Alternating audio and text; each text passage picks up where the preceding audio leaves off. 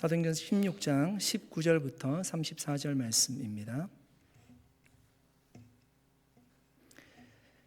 네, 말씀 교독을 읽도록 하겠습니다. 제가 19절 말씀 읽습니다. 여종의 주인들은 자기 수익의 소망이 끊어진 것을 보고 바울과 실라를 붙잡아 장터로 관리들에게 끌어갔다가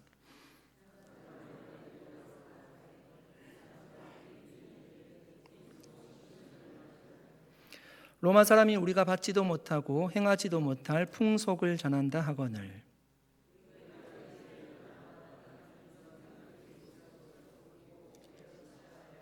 많이 친 후에 옥에 가두고 간수에게 명하여 든든히 지키라 하니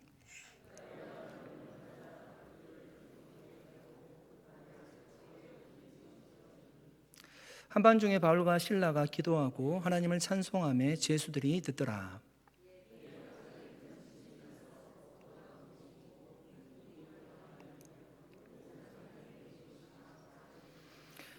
간수가 자다가 깨어 옥문들이 열린 것을 보고 제수들이 도망한 줄 생각하고 칼을 빼어 자결하려 하거늘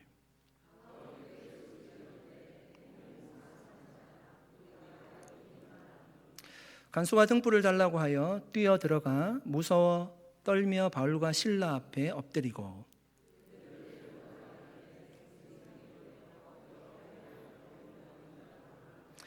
이르되 주 예수를 믿으라. 그리하면 너와 내 집이 구원을 받으리라 하고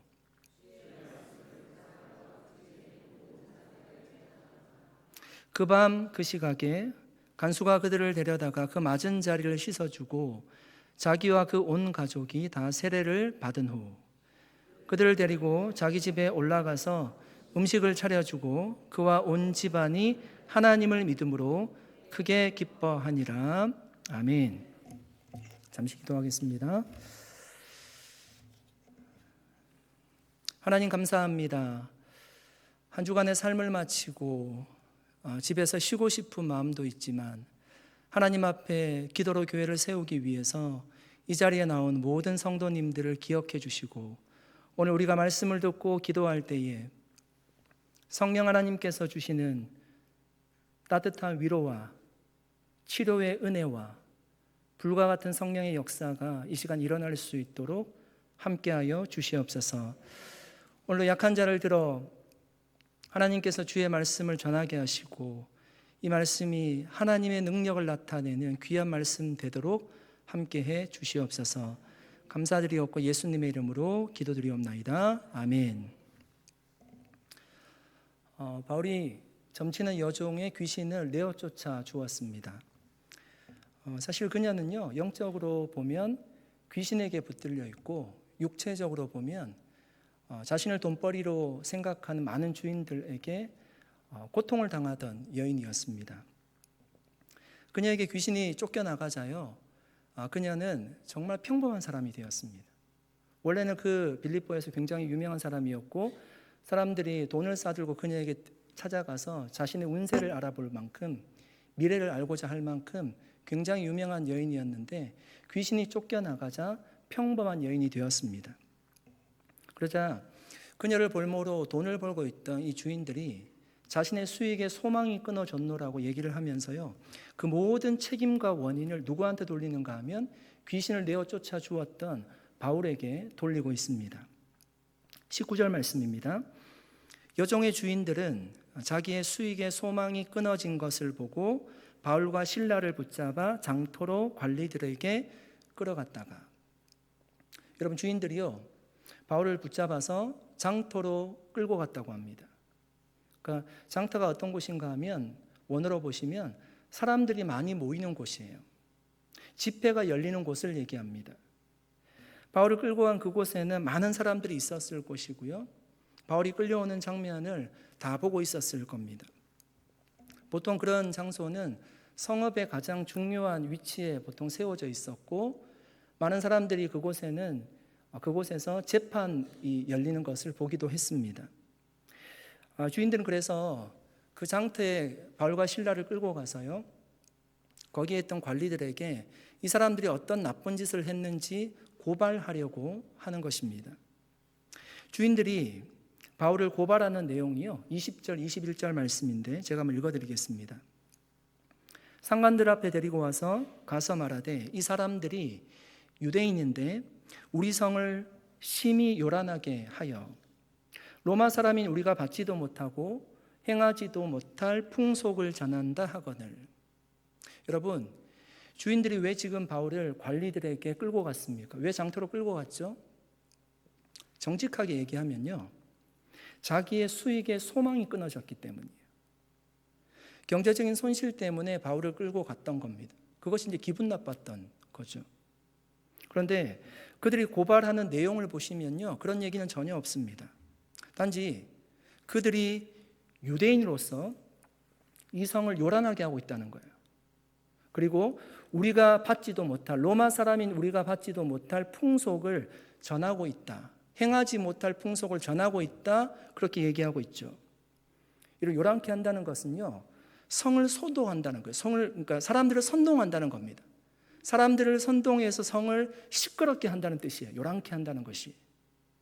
우리가 받지 못할 풍속을 전한다는 것은요, 로마 사람들은 엄연히 따라야 될 로마의 법이 있습니다.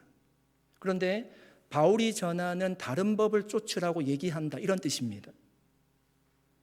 그러니까 여러분, 그 로마의 관리들이 이 얘기를 들었다고 생각해 보십시오. 어떻게 들릴까요? 이 문제가 로마의 평화를 깨뜨리는 문제 같아 보입니다. 바울과 실라가요, 그들의 얘기를 들으면 이 로마 제국의 폭동의 씨앗을 뿌리는 자처럼 여겨집니다. 이런 바울이 빌립보에서 전한 것은 무엇입니까? 루디아에게 강가에서 복음 전했던 것이고요, 귀신 내어 쫓아준 것밖에 없습니다. 예수 그리스도의 복음을 전했습니다. 여러분, 그것이 정말 로마의 평화를 깨뜨리는 일이었습니까? 폭동의 씨앗을 심는 일이었습니까? 아니었습니다. 복음은요, 사람들에게 오히려 희망을 가져다 줘요. 소망을 가져다 주는 이야기입니다. 주인들은 사실은요, 자신의 것을 지금 얘기하지 않고 있잖아요. 내가 수익의 소망이 끊어졌기 때문에 내가 기분 나빠서 이 사람들 데리고 와서 내가 고발하는 것이라고 얘기하지 않고 있잖아요. 로마 사람들에게 이 사람들이 지금 피해를 주고 있다는 거예요. 로마의 평화를 깨뜨린 사람들이라는 겁니다. 이 사람들이 더 이상 빌립보에 두면 안 된다는 얘기를 하고 싶은 거죠. 여러분, 주인들의 고발 내용을 잘 들어보시면요, 지금 그들이 강조하는 단어가 있어요. 그러니까 두 부류를 딱 나눠서 얘기합니다. 저들은 유대인이고 우리는 로마인이라는 겁니다. 로마인 관리들에게요, 어떤 마음을 심어주고 있는가 하면 민족적인 자부심을 심어주고 있어요. 그러니까 로마인들은 반유대적인 정서를 가지고 있거든요. 유대인들이 와가지고 이 로마 통치하에 있는 빌립보를 어지럽게 하고 있다는 겁니다. 저를 심판해 달라는 거죠. 여러분, 지금 바울 일행이 몇 명이죠? 몇 명이었습니까? 우리가 정확하게는 알 수 없지만요, 우리가 아는 사람은 4명이에요.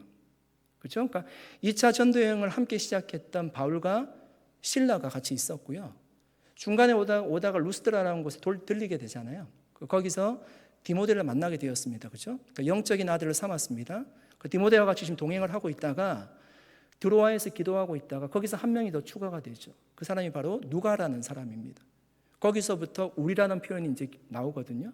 그러니까 이 성경을 기록하고 있는, 사도행전을 기록하고 있는 누가가 아마 바울의 주치의로서 아마 거기서 합류하게 되었을 겁니다. 4명이 지금 바울 일행입니다.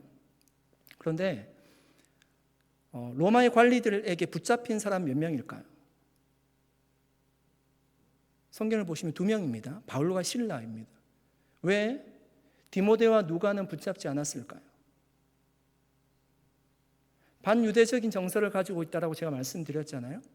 아마 바울과 실라는 정확하게 유대인입니다. 그들은. 그러니까 유대인인 그들을 붙잡아서 핍박하는 것이고요, 누가는 헬라인이었습니다. 수리아 안디옥 출신이라고 얘기를 하고, 디모데는 어땠습니까? 아버지는 헬라인, 어머니는 유대인이었습니다. 그러니까 어쩌면 이들이 볼 때 헬라인처럼 보일 수 있습니다. 헬라인들을 붙잡지 않았고요, 물론 바울이 중심이긴 했지만 바울과 실라를 붙잡아서 그래서 핍박했던 것입니다. 저들이 유대인이라는 겁니다. 그 주인들의 고발하는 얘기를 듣고요, 로마의 관리들이 어떤 판결을 내렸습니까? 22절, 23절 말씀 보겠습니다. 무리가 일제히 일어나 고발하니 상관들이 옷을 찢어 벗기고 매로 치라 하여 많이 친 후에 옥에 가두고 간수에게 명하여 든든히 지키라 하니. 여러분, 점치는 여종의 주인들이 바울을 끌고 간 장소가 장터였잖아요. 그렇게 번역을 한 건데 많은 사람들이 모이는 것이었어요. 성문이 있는 곳이었을 거예요. 그런데 거기에는 관리들만 있는 것이 아니잖아요. 아마 이 주인들이 하는 얘기들요, 관리들도 듣고 있지만 거기에 있는 많은 사람들이 들었을 겁니다. 많은 사람들이 들고 있다가요, 무리가 지금 소동하기 시작해요. 22절의 시작을 이렇게 하죠. 무리가 일제히 일어나 고발하니. 무슨 얘기예요? 로마 사람들이 우리가 받지도 못할 풍속을 전한다고 하니까 이 사람들이 화가 난 것입니다. 일어나서 함께 고발하고 있습니다.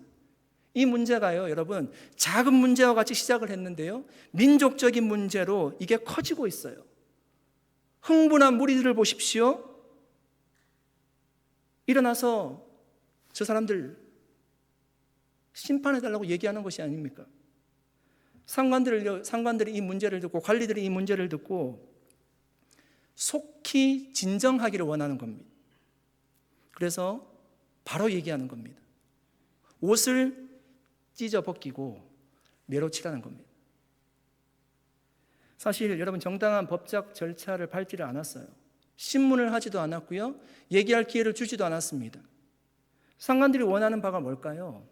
소유하고 있는 무리들을요, 빨리 진정시키고 이 문제를 속히 해결하기만을 원하는 것입니다. 유대인들을 분노하고 있는 이 로마인들을 향해서 유대인들을 가혹하게 매질하는 것을 보이고요, 로마인들의 화를 좀 진정시키기 위함이었을 겁니다. 어쩌면 재력이 있었던 주인들에게 돈을 받기 위한 속셈이 있었는지도 모르겠습니다. 여러분, 저는 이 부분을 묵상하면서 예수님이 생각이 났습니다. 여러분, 예수님이 똑같은 신문을 받으셨잖아요. 로마 군인들에게 옷을 벗기고요, 채찍에 맞으셨습니다. 채찍에 맞을 때 살점이 뜯겨 나갔어요. 동일하게 고문하라는 것입니다. 옷을 벗기고 매를 때리라고 얘기합니다. 유대인이 여러분 죄수를 때리는 것과요, 로마인이 죄수를 때리는 것과는 엄연한 차이가 있습니다. 유대인들은 신명기 25장 3절에 보시면 기록하고 있거든요. 40대 이상을 때리지 말아요. 그래서 40에 하나 감한 매를 때리라 이렇게 얘기를 하잖아요. 바울이 그렇게 3번을 맞았다고 고백을 하고 있습니다. 그런데 로마인들은 그렇게 때리지 않고요, 상관들이 때리지 말라고 할 때까지 때린다고 합니다. 로마의 통치하에 있는 빌립보에서 지금 이 일이 일어나고 있어요. 바울이 매를 맞고 있는데요, 엄청나게 많은 매를 맞았을 겁니다. 23절에 보니까 그들이 바울을 많이 쳤다고 해요. 많이 쳤다. 그리고 옥에 가두었습니다. 그 옥이요, 일반 옥이 아니라 깊은 옥에 가두었대요. 깊은 옥에. 24절 말씀 읽어보겠습니다. 그가 이러한 명령을 받아 그들을 깊은 옥에 가두고 그 발을 착고에 든든히 채웠더니. 여러분, 감옥에도요, 예를 들면 호텔방처럼 등급이 있는 거예요. 어떤 방은 좋은 방이고 어떤 방은 좋지 않은 방입니다. 햇볕이 드는 방이 있고 햇볕이 들지 않는 방이 있어요. 그러니까 바울이 갇힌 방은 어떤 방인가 하면 깊은 옥이래요. 아마 빌립보에 있는 지하 감옥일 겁니다. 햇볕이 전혀 들지 않는 곳이었을 겁니다. 거기에 갇혀졌죠. 발은 착고에 채워졌습니다. 여러분, 사실 이 정도의 취급은요, 로마의 흉악범을 다룰 때 그렇게 취급했다고 합니다. 그러니까 바울을 그 정도로 보는 거예요. 어떻게? 로마의 평화를 깨뜨리는 자, 로마를 위협하는 자, 국가를 위협하는 자로 몰고 갔다는 얘기입니다. 여러분, 우리가 바울이라면 어땠을까요? 여러분이 바울이라면 어땠을까요? 일단 육신이 여러분 굉장히 아팠을 겁니다. 옷을 벗기고 지금 매를 맞았잖아요. 살점이 막 뜯겨 나갔을 거 아닙니까? 얼마나 고통스러웠을까요? 발에는 무거운 착고가 채워져 있어요. 어느 정도 보폭밖에 걸을 수 없을 정도로 무거운 착고입니다. 그러니까 무게 중심 잡기도 어려웠을 거예요. 아무것도 먹지 못한 상태에서 신문을 받았잖아요. 심한 매를 맞았잖아요.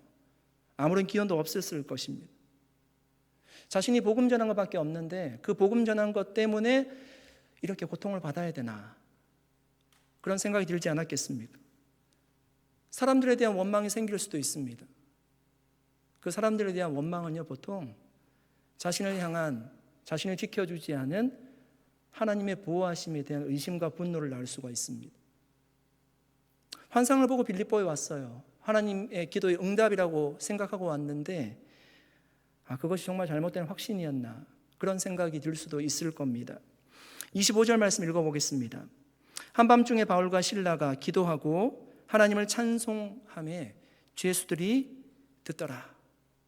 그런데 여러분, 바울의 행동은요, 우리의 예상을 전혀 비껴가고 있습니다. 많은 매를 맞았기에 여러분 쓰러져서 일어나지 못할 것 같은데요, 한밤중에 일어났대요. 그리고 하나님을 찬송하고 있습니다. 기도하고 있습니다. 그 한밤중이란 말이요, 대략 밤 12시를 얘기하는 겁니다. 그 밤에 아무도 보이지 않는 감옥에서요, 그 매맞은 몸을 일으켜서요, 하나님을 바라보고 찬송하고 기도하고 있습니다. 그 소리를 감옥에 있던 죄수들이 들었대요. 25절 끝에 보니까 죄수들이 듣더라. 그 조용할 때 12시에 찬양하고 기도한다라고 생각해 보십시오. 거기에 있는 죄수들이 아마 다 들었을 겁니다. 그때 어떤 일이 일어납니까? 26절 말씀입니다. 이에 갑자기 큰 지진이 나서 옥터가 움직이고 문이 곧 다 열리며 모든 사람의 매인 것이 다 벗어진지라. 여러분, 이 말씀에서요, 중요한 게 이해입니다. 이해. 그러므로 그때에 그 사건 때문에 이런 얘기거든요. 큰 지진이 났어요. 그 지진 때문에 옥터가 움직였고요, 옥문이 다 열렸습니다. 손에 채워진, 발에 채워진 착고가 다 풀려졌습니다. 그 일이 왜 일어났는지 얘기하는 것이 이해입니다. 이해. 왜 일어났죠? 바울과 실라가 찬송하고 기도할 때 그 일로 말미암아, 그것 때문에 일어났다는 것, 결과적으로 이 일이 생겼다는 것입니다. 여러분, 저는 죄수들이 얼마나 놀랐을까를 생각해 보았습니다. 물론 바울과 실라도 굉장히 놀랐을 겁니다. 갑자기 이런 일이 일어났다고 하잖아요, 성경에 보니까. 그런데 여러분, 죄수들은 어느 정도 놀랐는가 하면 도망칠 수 없을 정도로 놀랐습니다. 여러분, 사실 죄수들 중에는, 바울이 지금 갇힌 곳이 깊은 옥인데요, 죄수들 중에는 흉악범도 있었을 겁니다. 그러니까 기회만 되면 언제든지 도망칠 마음을 가지고 감옥생활 하는 사람들이 있었을 거예요. 그러니까 무거운 형량을 가지고 감옥생활 하는 사람들이 있었을 겁니다. 그러니까 그들은 어떤 기회가 되면 그냥 도망가려고 하던 사람들이 있었겠죠. 그런데 아무도 도망가지 않았습니다. 왜 그들이 얼음이 되었는가 하면요, 움직이지 못했는가 하면요, 신적인 위험에 압도당했기 때문에. 자신의 머리로 이걸 이해를 할 수가 없어요. 분명 자신들이 지금 들은 것은요, 하나님 앞에 기도하고 찬양하는 소리였는데 자신의 눈에 보여진 사건들은요, 지진이 나고 옥터가 움직이고 문이 열리고 착고가 풀어진 일이었습니다. 오늘 본문은 이 사건을 구체적으로 일일이 다 기록하고 있지는 않아요. 예를 들면 그들 중에 아무도 도망가지 않았잖아요. 그들 중에 몇 명이 예수를 믿었는지, 그런 사건들을 기록하지 않고 있습니다. 우리는 이 사건들을 통해서 몇 명의 죄수가 예수를 믿었는지 알 수 없습니다. 그런데 확실하게 알 수 있는 것이 있어요. 바울과 실라의 기도와 찬양이요, 하나님의 살아계심과 능력 행하심을, 하나님이 역사하심을 그들에게 보여주는 도구가 되었다는 겁니다. 아무도 관심이 없던 사람들이에요. 죄인들이에요. 빌립보에 복음이 들어가지 않을 때입니다. 그런데 그들이 찬양과 기도하는 소리를 듣고요, 하나님의 살아계심을 느낄 수 있었을 겁니다. 사랑하는 성도 여러분, 저는 오늘 말씀을 통해서 꿈꾸어 봅니다. 우리가 찬양하고 기도하는 여러분 그 삶을 통해서 우리 주변에 있는 사람들이 하나님의 살아계심을 확인할 수만 있다면요, 그것만으로 전도의 시작점이라고 믿습니다. 여러분, 그분들은 기도할 수 없는 분들이잖아요. 그러니까 죄수이기 때문에 기도할 수 없는 것이 아니라 하나님의 자녀가 아니기 때문에 기도할 수 없는 분들입니다. 우리 주변에 있는 분들도 여러분 주님을 모른다면요, 당연히 기도하고 찬양할 수 없는 분들이에요. 그러나 그분들도 그 삶을 들여다보면요, 그냥 다 편안하게 살아가는 것처럼 보이지만 아마 죄수들처럼 굉장히 무거운 인생의 짐을 지고 살아가고 있을 겁니다. 다양한 문제가 있을 겁니다. 그분들이 기도할 수 없기 때문에 우리가 대신 기도해야 되는 겁니다. 우리를 통해서 여러분 드려진 기도가 응답이 되고요, 역사가 일어난다면 그분들도 하나님의 살아계심을 인정하게 될 것입니다. 신적인 위험과 그 권위 앞에 압도당하는 일들이 일어날 것입니다. 저는 그것이 전도의 시작이라고 믿습니다. 여러분, 주의 예수 믿지 않고 교제하는 분들이 많이 계실 겁니다. 여러분, 그분들을 위해서 더 많이 기도해 주십시오. 더 많이 기도해 주십시오.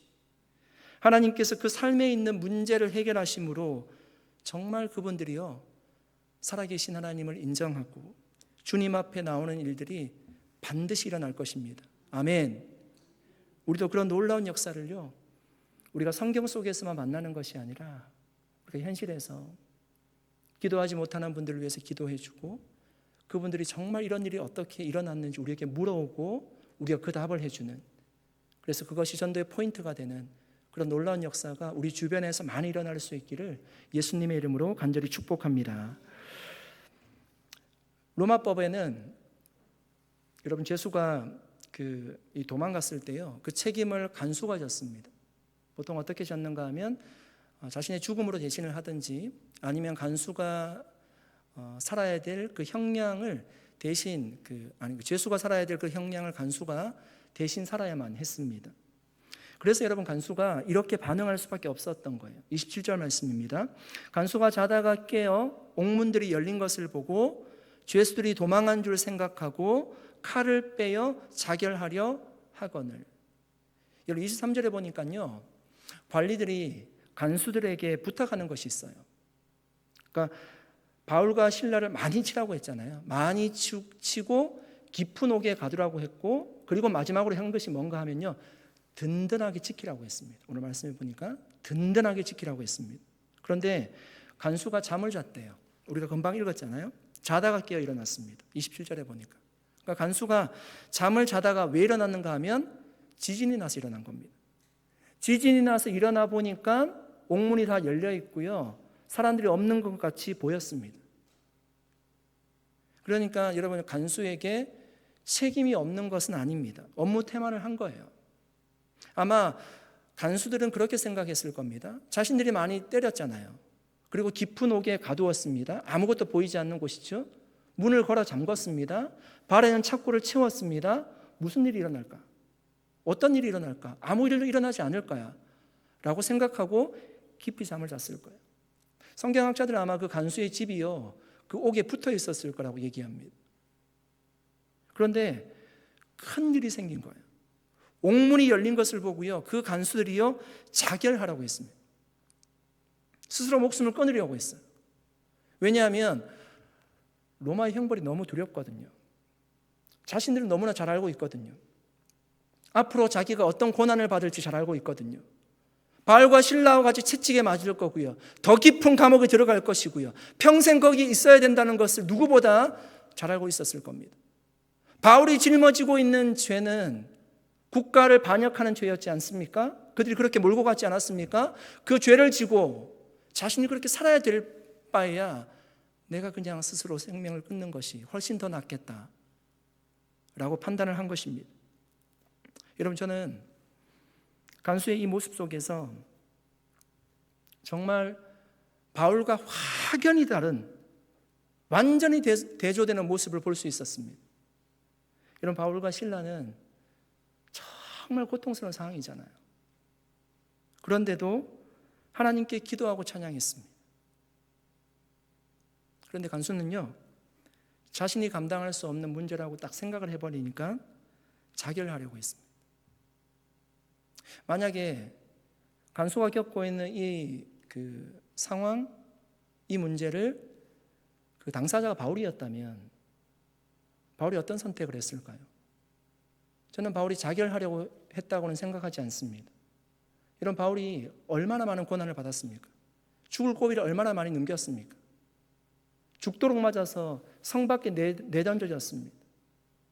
그런 어려움을 겪을 때마다 바울은요, 낙심하지 않았어요. 하나님 앞에 그 문제를 가지고 나가서 해결하고 이겨나갔습니다. 여러분, 그 차이가 어디에서 비롯되었을까요? 하나님께 받은 구원에서 나오는 거예요. 바울은 구원받은 하나님의 자녀이기 때문에 여러분, 아무리 큰 고난과 역경이 있어도요, 내가 짊어지지 못할 것 같은 무거운 짐을 내가 들고 살아갈지라도, 만나게 될지라도요, 그는 완전히 좌절하지 않았습니다. 그 문제를 가지고 하나님 앞에 가지고 나가서요, 그 문제를 해결하는 삶을 살았습니다. 그러나 여러분, 간수를 보십시오. 그는 자신이 지고 있는 짐이 굉장히 무거워 보였는데 사실은 무겁지 않은 짐이었습니다. 작은 짐이었어요. 인생의 짐을 자신 혼자 짊어지고 잔다라고 생각을 하니까 어려운 일을 만날 때요, 그냥 자살을 선택하려고 하는 겁니다. 여러분 보십시오. 구원이 있고 구원이 없고의 차이가 굉장히 큰 차이가 있습니다. 하나님의 자녀이고 하나님의 자녀가 아닌 차이가요, 선택의 결정을 바꿔버립니다. 마태복음 11장 28절에 30절 말씀입니다. 수고하고 무거운 짐진 자들아, 다 내게로 오라. 내가 너희를 쉬게 하리라. 나는 마음이 온유하고 겸손하니 나의 멍에를 메고 내게 배우라. 그리하면 너희 마음이 쉼을 얻으리니 이는 내 멍에는 쉽고 내 짐은 가벼움이라 하시니라. 아멘. 사랑하는 여러분, 우리의 인생의 짐을 맡아주실 분은 오직 예수 그리스도밖에 없는 줄로 믿습니다. 여러분, 예수님이 있으면요, 이미 모든 문제가 해결이 된 것입니다. 주님이 지금도 보좌 우편에서 우리를 위해서 하시는 일이요, 중보해 주신대요. 우리의 영혼이 안전할 수 있도록, 보전될 수 있도록 중보해 주고 계십니다. 성령께서 말할 수 없는 탄식으로 우리가 기도하지 못할 때 간절히 기도하고 있습니다. 여러분, 우리가 혼자가 아니라는 것을 우리는 늘 생각해야 돼요. 그러니까 어느 순간에도 우리는 혼자가 아니라는 것을 생각해야 돼요. 그 문제 하나님께 가지고 나가야 됩니다. 바울과 실라는요, 육신적으로는 지금 빌립보 감옥에 갇혀 있잖아요. 어두운 방에 갇혀 있잖아요. 그런데 그들의 영혼은요, 아주 자유해요. 그들의 영혼은 하늘을 날고 있어요. 하나님을 만나고 있습니다. 간수는 자고 있었잖아요. 편하잖아요. 육신적으로는 아주 자유합니다. 그런데 그들의 영혼은요, 사단에게 묶여 있어요. 거짓의 영에게 묶여 있어요. 인생의 모든 짐을요, 스스로 다 지고 사는 것처럼 느껴집니다. 여러분, 어떤 삶을 살기를 원하십니까? 우리가 인생의 짐이라고 하는 것이요, 한 번 벗는다고 다 벗어지는 게 아니에요. 구원의 짐은요, 우리가 한 번 벗으면 다 벗어집니다. 죄의 짐은 한 번만 벗으면요, 다 벗어져요. 예수 그리스도를 믿을 때 우리가 하나님의 자녀가 되고요, 하나님 우리를 의롭다고 해주십니다. 믿으십니까? 구원을 허락해 주세요. 그 짐은, 죄의 짐은 한 번에 벗어지만 인생의 짐은요, 우리가 살아가면서 계속 우리에게 짊어지어집니다. 그래서 그 인생의 짐을 가지고 예수님이 나에게 나오라고 하는 겁니다. 내 짐은 가볍대요.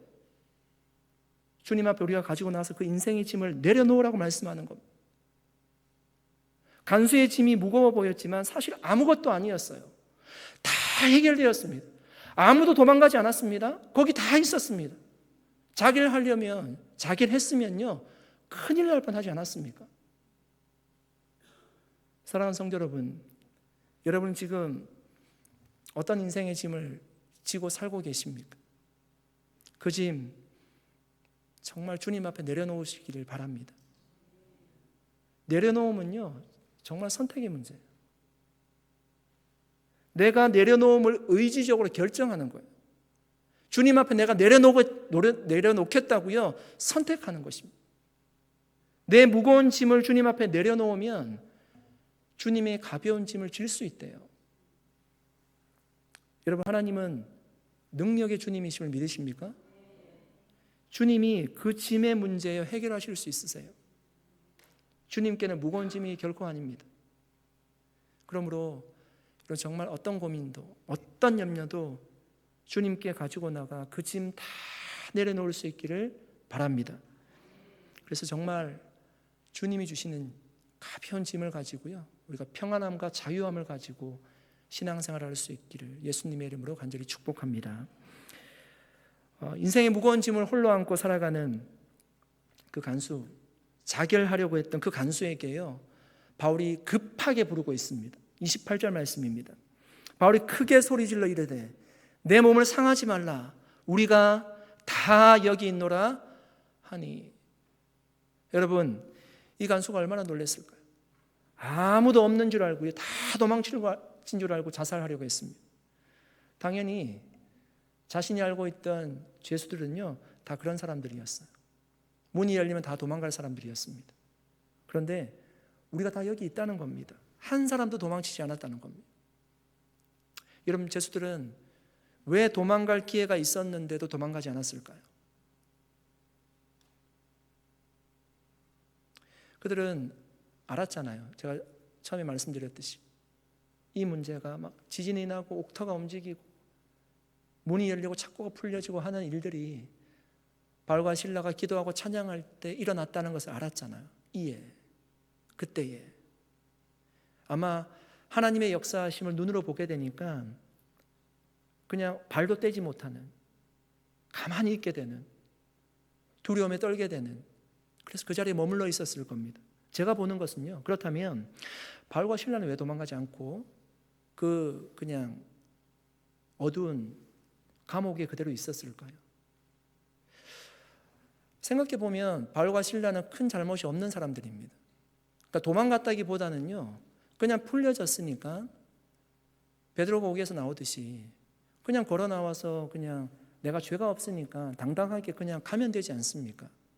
그런데 도망가지 않고요, 바울과 실라가 그곳에 있었다는 겁니다. 왜 그랬을까요? 갑작스러운 기도응답에 놀라서 이게 무슨 일이지? 생각해서 그 자리에 그냥 있었을까요? 아니면 외를 너무 많이 맞았잖아요. 걷지 못했기 때문에. 찾고는 풀려졌지만 몸이 좋지 않았기 때문에 그냥 그 자리에 남아 있었을까요? 혹은 자신들이 바울은 로마의 법을 잘 알고 있기 때문에 자신들이 만약에 없어지고 도망치게 되면 간수들이 받을 벌을 알았기 때문에 이타적인 마음, 배려하는 마음, 그런 마음 때문에 도망가지 않고 그 자리에 남아 있었을까요?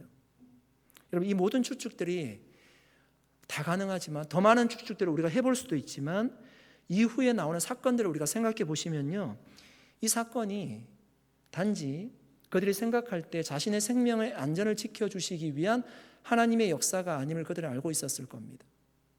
이후에 나오는 사건을 보시면 어떤 사건이죠? 복음을 전하게 돼요.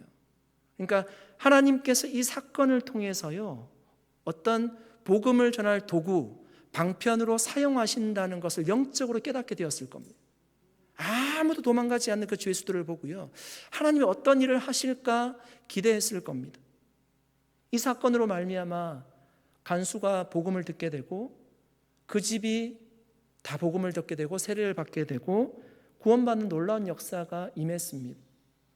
여러분, 간수는 우리가 다 여기 있다는 바울의 목소리를 듣고요, 그 즉시로 무엇을 찾는가 하면 불을 찾습니다. 왜냐하면 지금 불이 다 꺼졌을 것이고요, 바울이 가장 어두운 곳에 있었잖아요. 그러니까 그 불을 찾아서 달려갔대요. 목소리가 있는 곳을 달려간 것입니다. 그리고 실제로 보니까 바울이 있고 제수들이 다 그 자리에 있는 겁니다. 그 간수가요, 바울 앞에서 첫 번째 행한 행동이 뭘까요? 29절 하반절에 이렇게 얘기합니다. 무서워 떨며 바울과 실라 앞에 엎드리고. 바울과 실라 앞에 그냥 주저앉았습니다. 그리고 무서워 떨고 있습니다. 여러분, 왜 무서워 떨고 있습니까? 바울과 실라는요, 동일한 사람이에요. 자신들이 매질하고 감옥에 넣었던 죄수일 뿐입니다. 그대로 있습니다. 왜 두려워 떨고 있습니까? 말하자면 자신이 상관이지 않습니까? 그런데 그냥 주저앉았어요. 그리고 두려워 떨고 있습니다. 달라진 것이 없는데도 말입니다. 여러분, 너무 놀라면요, 그럴 때가 있죠.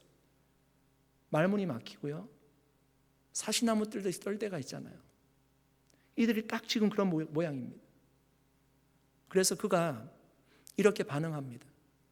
선생들이여, 내가 어떻게 하여야 구원을 받으리까? 주저앉아서 엎드려서 두려워 떨면서 하는 얘기가, 선생들이여, 내가 어떻게 하여 구원을 받으리까? 자신의 영혼을 생각하니까 너무나 불쌍한 거죠. 감옥에 있는 사람은 너무나 평온해 보이는데 자신의 인생은 너무나 고통스러워 보이는 겁니다. 자살 직전에 갔던 사람이지 않습니까? 내가 어떻게 하여 구원을 받으리까? 죄인인 자신의 삶이 정말 어떻게 하면 구원받을 수 있을지, 이 인생의 짐을 누구한테 내려놓을 수 있을지 질문하는 거예요. 여러분, 어쩌면 이 간수는 그 귀신 들린 여종이 외쳤던 소리를 들었는지도 모릅니다. 큰 소리로 외치고 다녔잖아요. 이 사람들이 하나님의 종이고 구원의 길을 여는 자라는 소리를 외치고 다녔잖아요. 귀신 들린 여종이. 아마 이 간수가 그 얘기를 듣고요, 그때를 기억하고 바울에게 물었을 수도 있습니다. 내가 어떻게 하여야 구원을 받으리까? 자신 앞에 주저앉아 사시나무 떨듯이 떨고 있는 그 간수를 향해서요, 바울은 이렇게 대답합니다. 31절 말씀입니다. 같이 한번 읽어볼까요? 31절 같이 읽겠습니다. 이르되 주 예수를 믿으라. 그리하면 너와 내 집이 구원을 받으리라 하고. 아멘. 여러분, 이 문장을요, 헬라어로 보시면 굉장히 재밌는 것이 있습니다. 이 간수가 바울과 실라 앞에 주저앉아 두려워 떨면서 선생님이여, 내가 어떻게 하여 구원을 받으리까? 이렇게 묻잖아요. 그때 그 선생님이여라는 단어와 바울이 지금 그들에게 대답할 때 주 예수를 믿으라 할 때 그 주라는 단어와 같은 단어입니다. 퀴리오스라는 단어예요. 우리가 번역할 때 한글 번역으로 하나는 선생님이여 이렇게 번역했고요, 하나는 주라는 단어로 번역했습니다. 뜻은 무엇입니까? 그 주인이라는 뜻이잖아요. 그러니까 이 간수와 선생님이여라고 얘기했을 때는 어쩌면 그들을 정말 높이기 위해서 주여 이렇게 불렀을 수도 있다는 거죠. 그런데 그 순서를요, 그 명확한 의미를요, 잡아주고 있어요. 주가 누구라는 겁니까? 내가 아니라는 거예요. 주는 예수밖에 없다는 거예요. 우리의 인생의 주인은요, 예수밖에 없다는 겁니다. 자신들은 주가 아니라는 거예요. 그 주인은 오직 예수님뿐이고 그 예수 그리스도를 믿을 때만 구원을 받을 수 있게 된다라는 말씀입니다. 사랑하는 성도 여러분, 이 말씀은 우리 믿음의 핵심이 되는 말씀입니다. 우리가 구원 얻는 길은 주 예수를 믿는 길밖에 없습니다. 세상이 바뀌고요, 엄청난 일이 일어나도 진리는 변하지 않는 겁니다. 예수 그리스도만이 진리의 길입니다. 우리가 노력을 통해서 구원의 경지에 오를 수 없어요. 여기에 있던 로마 사람들이요, 헬라 사람들이 철학, 지혜를 쫓아 살아가던 사람들이었는데 아무리 그 길을 파봐도요, 구원 얻는 길을 얻을 수가 없어요. 유대인들처럼 율법을 열심히 지켜서 구원 얻는 길을 얻을 수가 없습니다. 오직 예수를 믿음으로 가능하다는 것입니다. 바울뿐만 아니라 모든 사도들이 부활하신 예수 그리스도를 만나고 이 진리를 전한 것입니다. 사랑하는 여러분, 여러분은 주 예수 그리스도를 믿으십니까? 오직 예수 그리스도를 믿으십니까? 정말 우리에게요 0.01%도 공로가 없어요. 우리가 그렇게 생각한다면 우리는 우리의 구원을 잃어버리는 겁니다.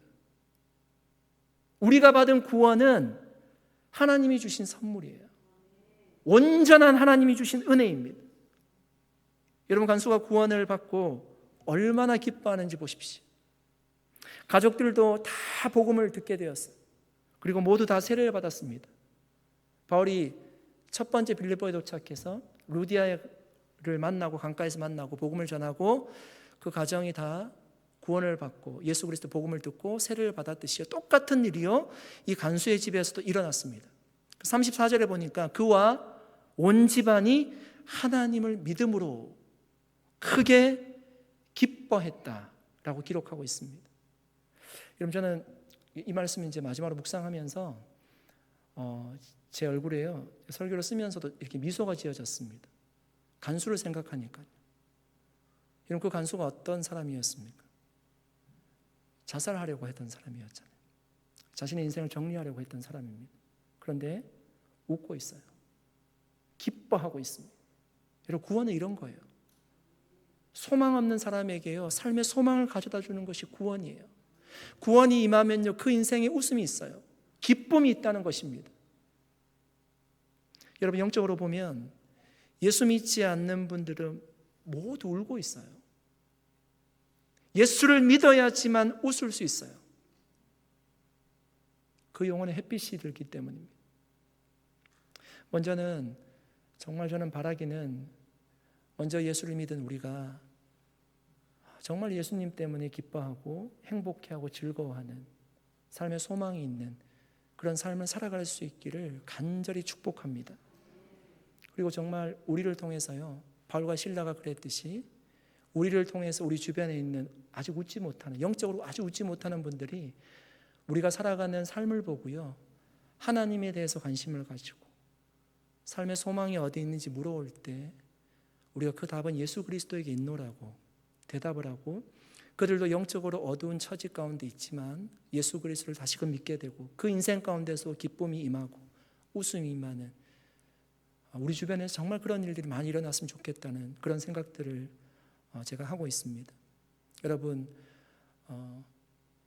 예수 믿는 분들 중에 교회를 못 정하셔서 이렇게 좀 다니시다가 교회를 오는 것도 너무너무 귀한 거고요, 그분들이 신앙을 회복하는 것도 너무너무 귀한 거지만 정말 귀한 거는 정말 신앙생활 전혀 하지 않는 분들이요, 한 번도 복음을 들어보지 못했던 분들이 복음을 듣고 신앙을 가지게 되는 것입니다.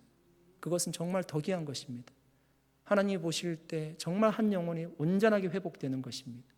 그러한 놀라운 역사가 정말 우리를 통해서 그 웃음을 잃어버린 자, 그 가정에도 임하게 될 수 있기를, 그런 일이 놀랍게 우리를 통해서 일어날 수 있기를 예수님의 이름으로 간절히 축복합니다. 아멘. 같이 기도하겠습니다.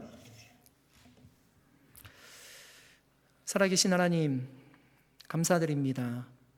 오늘도 하나님의 말씀을 함께 묵상하였습니다. 하나님, 빌립보 간수가 정말 자결하려고 했던 인생인데 그가 예수 그리스도를 만나고 믿고 구원받는 자녀가 되었습니다. 온전하게 기쁨을 회복하는 사람이 되었습니다. 하나님, 오직 예수 그리스도를 믿을 때 우리에게 구원이 임하고 기쁨이 임하고 우리가 웃을 수 있는 인생이 될 수 있음을 믿습니다. 하나님, 어렵고 힘든 상황 가운데 있을지라도 우리가 예수를 믿음으로 그 짐을 주님 앞에 내려놓게 하여 주시옵시고, 하나님, 영적으로는 우리가 자유한 인생이 되게 하여 주시고 늘 주님을 만나는 복된 인생 살아갈 수 있도록 축복하여 주시옵소서. 감사드리고 예수님의 이름으로 기도드리옵나이다.